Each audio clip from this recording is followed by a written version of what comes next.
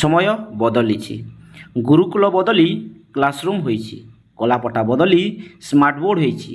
ପୁସ୍ତକ ବଦଳି digital screen ହୋଇଛି। ଆଉ ଆଜି ଏଆଇ ଆମ ପାଖରେ ଠିଆ ହୋଇଛି। କିନ୍ତୁ ଗୋଟିଏ ଜିନିଷ ବଦଳି ନାହିଁ, ଛାତ୍ରକୁ ଅନ୍ଧକାରରୁ ଆଲୋକକୁ ନେଇଯିବାର ଦାୟିତ୍ୱ। ଆଉ ସେହି ଦାୟିତ୍ୱ ଆଜି ବି ଗୁରୁଙ୍କର। ସମ୍ମାନନୀୟ ମୁଖ୍ୟ ଅତିଥି, ଆଦରଣୀୟ ଗୁରୁଜନ ଏବଂ ମୋର ପ୍ରିୟ ସାଙ୍ଗମାନେ, ଆଜି ମୁଁ ଗୁରୁ ଦିବସରେ କେବଳ ଗୁରୁଙ୍କ ପ୍ରଶଂସା କରିବାକୁ ଆସିନାହିଁ। ଆଜି ମୁଁ ଆପଣମାନଙ୍କୁ ନେଇଯିବାକୁ ଚାହେଁ ହଜାର ହଜାର ବର୍ଷ ପଛକୁ ଏବଂ ପୁଣି ଆଣିବାକୁ ଚାହେଁ ଆଜିର ଏଆଇ ଯୁଗକୁ। କାରଣ ଗୋଟିଏ ପ୍ରଶ୍ନ ଅଛି, ସମୟ ବଦଳିଲେ ଗୁରୁଙ୍କ ଆବଶ୍ୟକତା ବି କ'ଣ ବଦଳିଯାଏ? ଆସନ୍ତୁ ଅତୀତରୁ ଆରମ୍ଭ କରିବା। ପ୍ରାଚୀନ ଭାରତର ଗୁରୁକୁଳରେ ଗୁରୁ ଏବଂ ଶିଷ୍ୟଙ୍କ ସମ୍ପର୍କ କେବଳ ଶିକ୍ଷକ ଛାତ୍ର ସମ୍ପର୍କ ନଥିଲା। ସେଠାରେ ଗୁରୁ ଶିଷ୍ୟକୁ କେବଳ ଶାସ୍ତ୍ର ଶିଖାଉନଥିଲେ, ସେ ଶିଖାଉଥିଲେ ଜ୍ଞାନ ସହିତ ନୀତି, ଶକ୍ତି ସହିତ ସଂଯମ, ସଫଳତା ସହିତ ନମ୍ରତା ଏବଂ ଅଧିକାର ସହିତ ଦାୟିତ୍ୱ। ଗୁରୁଙ୍କ ଶିକ୍ଷାର ଲକ୍ଷ୍ୟ ଥିଲା କେବଳ ଜଣେ ଜ୍ଞାନୀ ମଣିଷ ନୁହେଁ, ଜଣେ ଭଲ ମଣିଷ ତିଆରି କରିବା।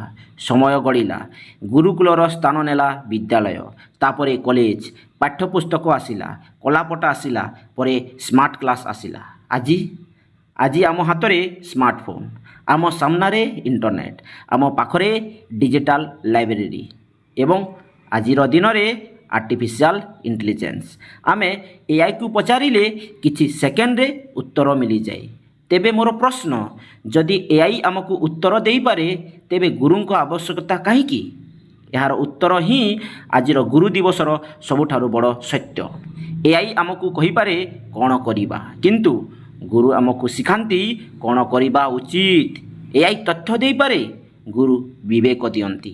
ଇଣ୍ଟରନେଟ୍ ଆମକୁ ହଜାରଟି ରାସ୍ତା ଦେଖାଇପାରେ, ଗୁରୁ କହନ୍ତି କେଉଁ ରାସ୍ତାରେ ଚାଲିବା ଉଚିତ। ଏହା ହେଉଛି ପ୍ରାଚୀନ ଗୁରୁ ଏବଂ ଆଧୁନିକ ଗୁରୁଙ୍କ ମଧ୍ୟରେ ସବୁଠାରୁ ବଡ଼ ସାମଞ୍ଜସ୍ୟ। ସେତେବେଳେ ଗୁରୁ ଶିଷ୍ୟର ହାତ ଧରି ଜୀବନର ପଥ ଦେଖାଉଥିଲେ। ଆଜି ମଧ୍ୟ ଗୁରୁ ସେହି କାମ କରୁଛନ୍ତି, କେବଳ ପଥ ବଦଳିଛି। ସେତେବେଳେ ଥିଲା ମାଟିର ଆଶ୍ରମ, ଆଜି ଅଛି ମଡ଼ର୍ଣ୍ଣ କ୍ଲାସରୁମ୍। ସେତେବେଳେ ଥିଲା ତାଳପତ୍ର, ଆଜି ଅଛି ଇ ବୁକ୍। ସେତେବେଳେ ଥିଲା ଗୁରୁଙ୍କ ମୁଖରୁ ଜ୍ଞାନ, ଆଜି ଅଛି ଅନଲାଇନ୍ ଲର୍ଣ୍ଣିଂ। କିନ୍ତୁ ଛାତ୍ରର ଆଖିରେ ସ୍ୱପ୍ନ ଏବଂ ସେହି ସ୍ୱପ୍ନକୁ ଦିଗ ଦେବାର ଦାୟିତ୍ୱ ଆଜି ବି ସମାନ। ସାଙ୍ଗମାନେ, ଆଜି ଆମେ ଇନଫର୍ମେସନର ଯୁଗ ବଞ୍ଚୁଛୁ, କିନ୍ତୁ ଅଧିକ ଇନଫର୍ମେସନ୍ ଥିବା ମାନେ ଅଧିକ ୱିଜଡମ୍ ଥିବା ନୁହେଁ। ତଥ୍ୟ ଅନେକ ମିଳିପାରେ, କିନ୍ତୁ ବିବେକ ଶିଖିବାକୁ ପଡ଼େ। ଉତ୍ତର ଅନେକ ମିଳିପାରେ, କିନ୍ତୁ ଠିକ୍ ଉତ୍ତର ବାଛିବାକୁ ପଡ଼େ। ଆଉ ଏହି ଶିକ୍ଷା ଦିଅନ୍ତି ଗୁରୁ। ତେଣୁ ଆମେ କେବେ କହିବା ନାହିଁ ଟେକ୍ନୋଲୋଜି ଆସିଗଲା, ତେଣୁ ଗୁରୁଙ୍କ ଆବଶ୍ୟକତା ନାହିଁ। ବରଂ କହିବା ଟେକ୍ନୋଲୋଜି ଯେତେ ଶକ୍ତିଶାଳୀ ହେବ, ସେହି ଶକ୍ତିକୁ ସଠିକ୍ ଦିଗ ଦେବା ପାଇଁ ଗୁରୁଙ୍କ ଆବଶ୍ୟକତା ସେତେ ବଢ଼ିବ।